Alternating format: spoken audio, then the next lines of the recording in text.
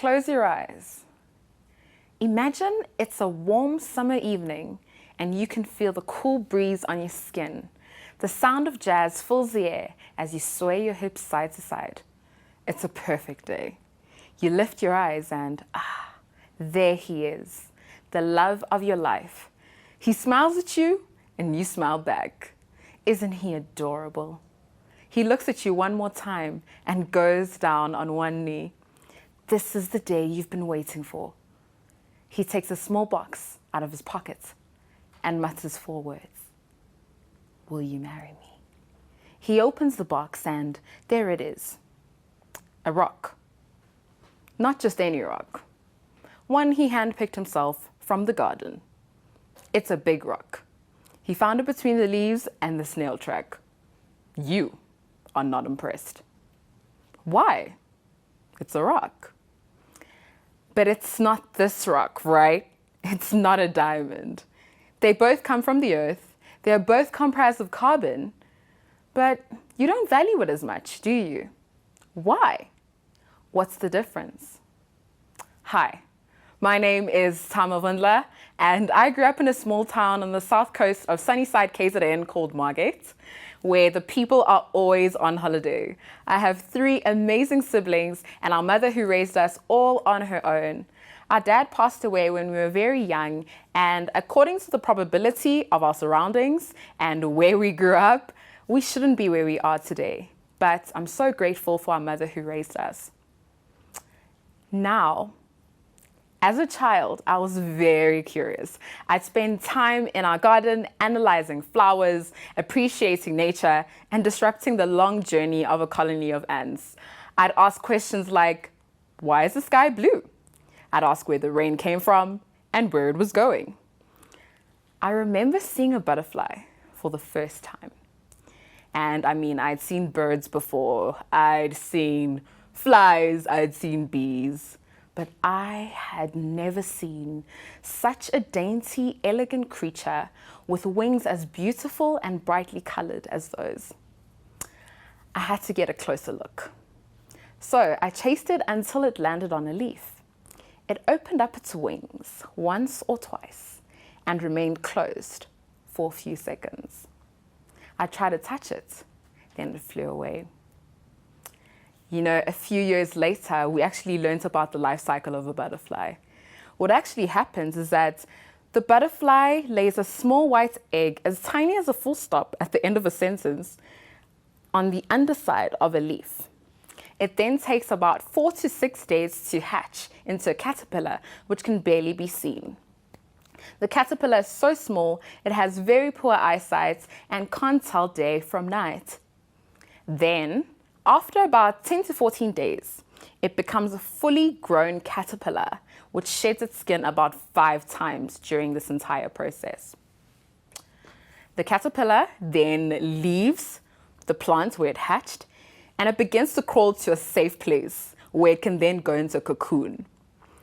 What it does now is that at that safe place, the caterpillar then lays a silk-like mat on the surface. It then allows itself to drop in the form of a letter J.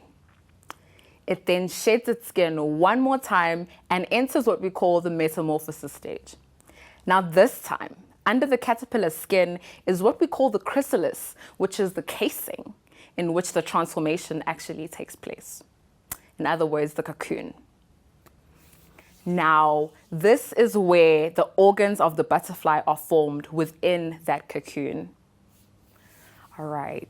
Then after about 10 to 14 days, the butterfly is a fully grown adult. It breaks out from that cocoon, still vulnerable to predators, but after about an hour or so, the wings begin to dry up and it can fly away to be seen and appreciated by another 5-year-old me.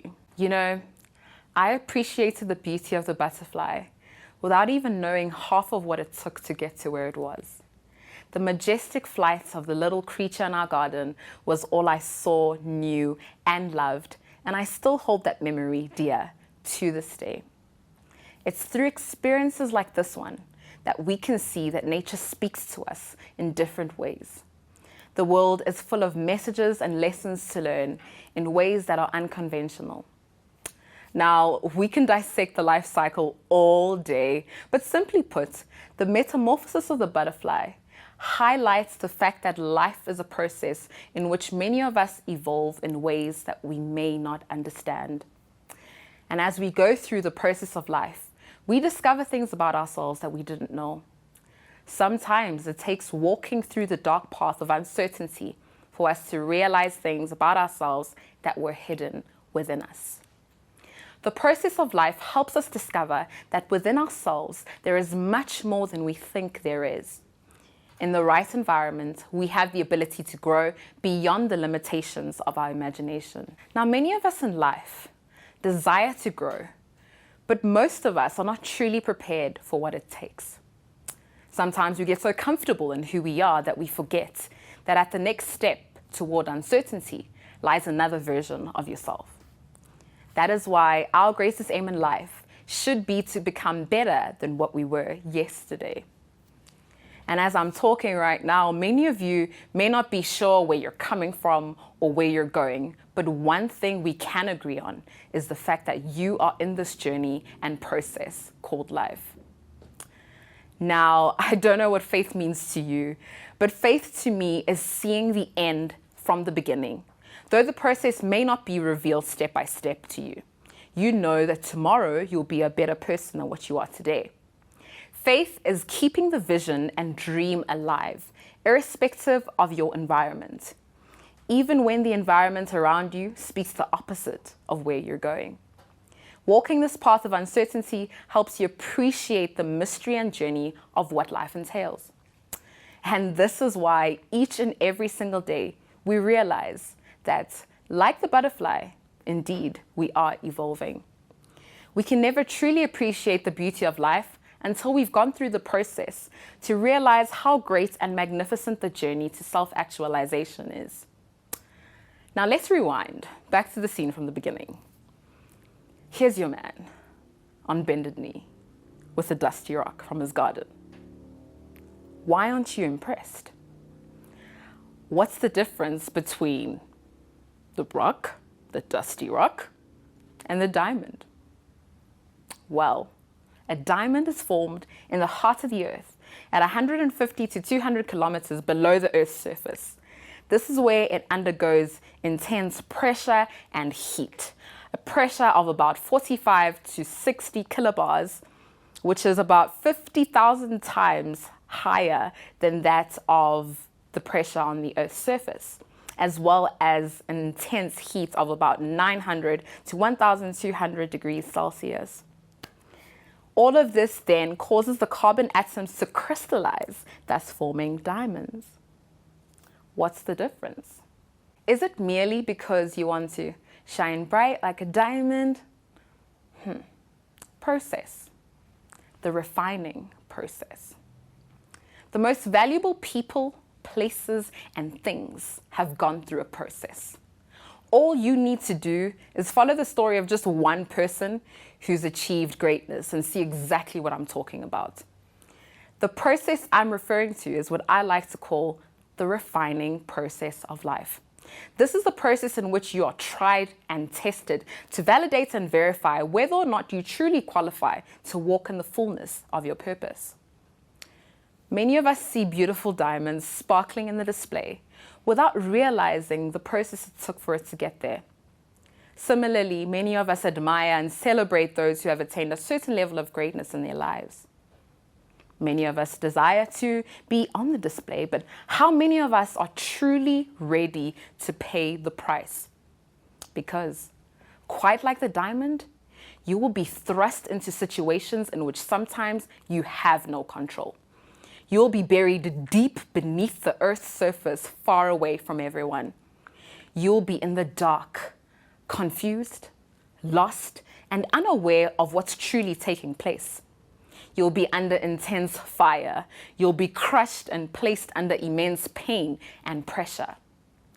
There will be times when you wish you would have remained a dusty rock. But understand this very thing. A diamond is made strong under pressure. The most important time of a diamond in the making is the process in which takes place in the dark where nobody else sees. The very crystals that form from the pressure exerted upon it are what truly qualify it to be one of the strongest stones in the world. When they say you need a diamond to cut a diamond, they're right, because you can only ever truly help people if you yourself have been shaped, refined, and chiseled and gone through the process, the refining process. The pressure isn't meant to suppress you. It's meant to strengthen you. The heat isn't meant to melt you. It's meant to mold you. So take a deep breath and understand that the refining process of life takes place with people destined for greatness. Nature verifies that, whether you're a butterfly or a diamond, the process is inevitable on the road to success. As I conclude, I want to leave you with this. Sometimes life will throw you in the refining process. It's painful. It's relentless. It hurts. But you know what? On the other side of crushing a dusty rock, a diamond is born.